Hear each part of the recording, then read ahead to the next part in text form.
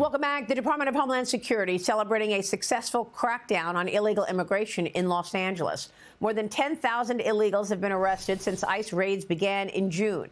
They include murderers, kidnappers, and sexual predators. All this despite violent protests against ICE officers erupting across the city. Agents being hit with rocks and Molotov cocktails. DHS Secretary Kristi Noem testified on Capitol Hill last week defending the operations. Watch. I would say, Mr. Chairman, what keeps me up at night is that we don't necessarily know all of the people that are in this country, who they are and what their intentions are. And that is why we are so aggressive at making sure that we're going out and doing investigative work, finding those violent criminals, finding those people who shouldn't be in this country to begin with, and those that want to go after and to harm our American citizens. DHS reporting more than 2.5 million illegal aliens have left the United States in the second Trump administration. That includes more than 605,000 deportations and nearly 2 million self-deportations. Joining me now is former federal prosecutor and former acting ICE director, Jonathan Fahey. Jonathan, great to see you this morning. Thank you so much for being here. What's your reaction to what has taken place this year? And what about all of these attacks against our ICE agents?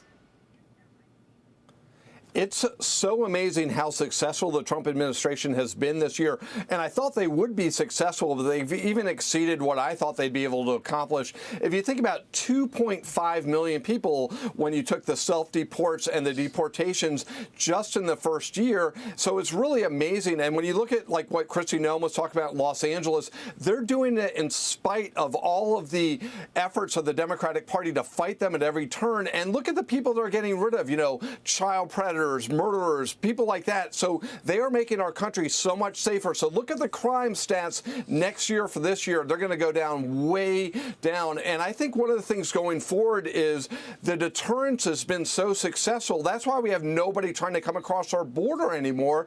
And I think these self-deportations are going to continue to increase because people know if they're here illegally, the game is up and it's time to leave. We need to have an immigration system that's designed to benefit Americans, not to benefit Democrats or the illegal aliens. Yeah, but a federal judge in Baltimore has now blocked immigration officials from re-detaining Salvatorian national Kilmore Abrego Garcia. He's fighting his deportation case, as you know. He was released from federal immigration custody on Friday. A judge said that there was no legal authority to hold him. White House Press Secretary Caroline Leavitt responded. Watch this.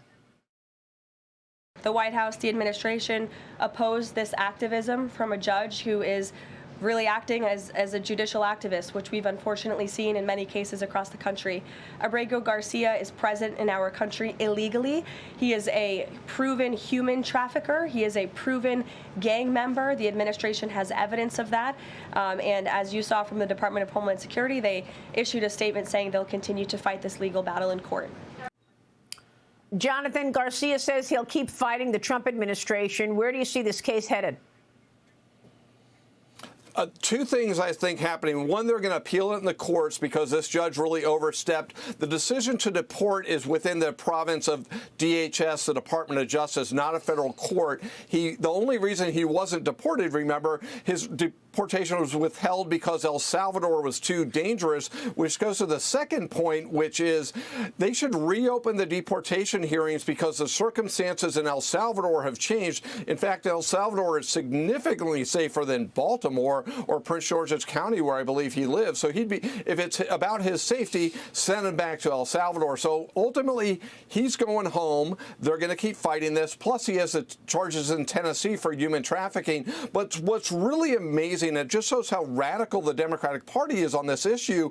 They are fighting tooth and nail on every single deportation, regardless if you're a gang member or a criminal, as we see with sanctuary cities. I mean, we had senators having cocktails with this guy. It's truly astounding, but they're going to fight. He's going to go home. It's going to continue to be a battle, but he's not staying. No, that's a great point. Liz Peek, jump in here. Good morning. I think that the deportation of criminal aliens is wildly popular in this country. We've seen polling 85% of the country or something supports that. But lately, there has been a change in sentiment of more broad-scale deportations. We know when they do these ICE raids, they pick up 100 people, maybe 30 are criminals, and maybe 70 are not. what would you recommend to the Trump administration over the next 6 months to a year in terms of maybe tempering the deportation push in order to get back in the good graces of Hispanics and others who supported Donald Trump in last year's election? Well, ultimately, I think what they are doing has been successful, but I do think they need to laser focus on the criminals, on people. There's over 1 million people that have already been ordered deported that need to be picked up and sent home. So focus on them. But the reality is when you go to arrest a criminal alien, if they're with other illegal aliens, you can't just let them stay. It's the law. So if the Democrats really didn't want broader deportations, they wouldn't be fighting sanctuary. They wouldn't be supporting sanctuary cities, because the easiest way to get the criminals is in the jails and in the courts, but the Democrats fight that every step of the way because the Democrats like this issue. They like the fact that not criminals are getting picked up so they could promote their narrative, but the fact of the matter is they're getting the criminals, and they need to just keep focusing on that and keep messaging that. Every time they get a murder off the street, put it on TV, which they've done a great job of it, but unfortunately the media wants to focus on other things, meaning the media broadly, not Fox. And I think, continue what they're doing, but the focus needs to be every criminal goes home, everyone that's here illegally that commits a crime goes home. All right. We'll keep watching all of this developing story. Jonathan, good to check in. Thanks so much. Thank you. Merry Christmas. All right. And to you, Merry Christmas, Jonathan Fahey. Stay with us. We'll be right back.